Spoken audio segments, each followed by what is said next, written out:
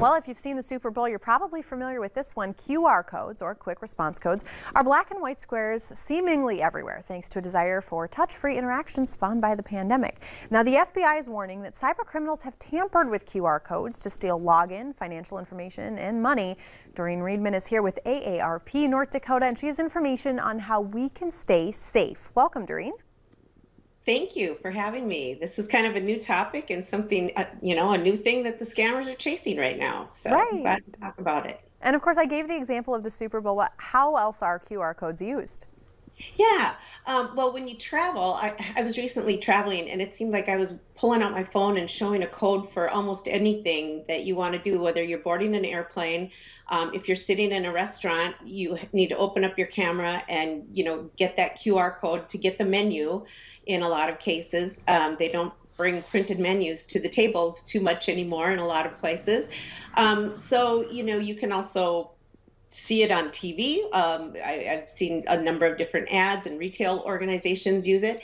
But, a lot of times you'll see it for a restaurant menu these days. But, scammers are onto this. And because they're being used in a lot of new and different ways, it's a natural target now for cyber criminals that want to intercept and get between you and your money and information. Well, I can give you the example. I was at a restaurant recently. I saw a menu. The menu was printed and then laminated. So the QR code was under the lamination. Now, I have seen where I've been at a restaurant and a sticker was put over the QR code, which could be a sign that it's been tampered with. So what happens when you use a QR code that has been tampered with? Well, they can have malicious code in them and they can actually get access to your device. They can take over your photos. They can steal your login and financial information and get at your money, obviously, too. So it's really crazy, the stuff that they can do. There's a lot of different levels of what those QR codes can be programmed to do and to actually take over your smartphone, which is really quite scary. So they can, know your location at any time. So, just be really careful. If you see one stuck over another one, like you were saying, that's kind of a real red flag. You might see them like on a gas pump. You might see them at a bus stop in some public areas like that. And that's just kind of ripe for someone to put a fake one over it. Now, we're not seeing too many of them yet in our area, but I think it's just going to increase week by week.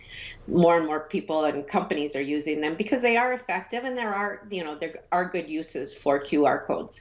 So if we want to protect ourselves, how can people safeguard against a bad QR code? Well, some of the tips that we have are to avoid using them to pay a bill. So if you're using them to, look at the menu, that's one thing. But don't use them to pay bills or to pay your check. And make sure that you're taking a good look at it. If it looks, funny or suspicious in any way, just like anything else, like a text link or something like that, sometimes you might get these texted to you or a friend might email it to you. It might look like a friend is emailing it to you.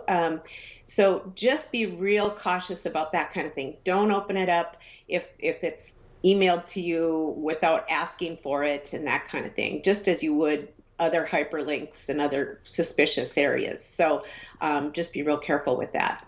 Now, of course, scammers will take advantage of situations. We don't want to create an environment of fear. So if somebody just wants to know the information, kind of make sure that they're being preventative, where can people find more information or talk to somebody if they think maybe they've been scammed or they have questions about scams?